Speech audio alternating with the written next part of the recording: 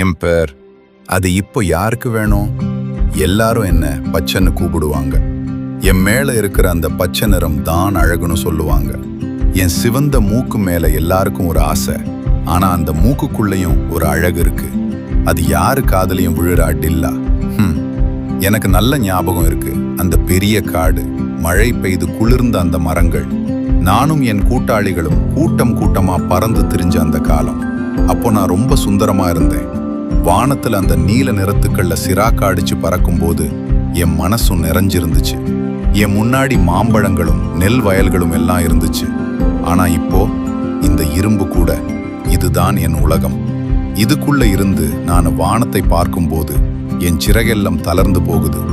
என் நண்பர்கள் இப்போ எங்க இருப்பாங்க? இந்த கூட்டுக்குள்ள கிரேப்பாரு நிறைய பேர் வந்து பார்ப்பாங்க. என்ன பார்த்து கில்லியே கில்லியேன்னு கூப்பாடுவாங்க.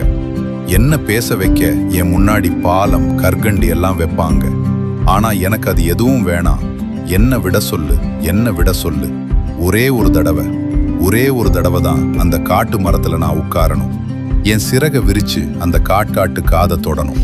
இந்த கூட்டு கம்பில தான் என் வாழ்க்கை முடியுமா? என்ன பண்ணு, என்ன நினைக்கிறேன்னு சொல்லுவாங்க. எனக்கு சாப்பாடு தருவாங்க.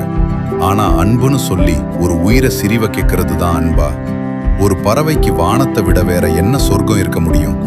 என் குரல் இப்போ கம்மி தான் வருது. பேசக்கூட முடியல. ஆனா நான் காத்துட்டு இருப்பேன். ஒரு நாள் இந்த கூட திறக்கும். அந்த நாள் நான் மீண்டும் அந்த பச்சை மரங்களுக்குள்ள பறந்து போவேன். அப்போவும் நான் பேசுவேன். ஆனா கூட்டுக்குள்ள இருந்து இல்ல, வானத்து உச்சியில இருந்து.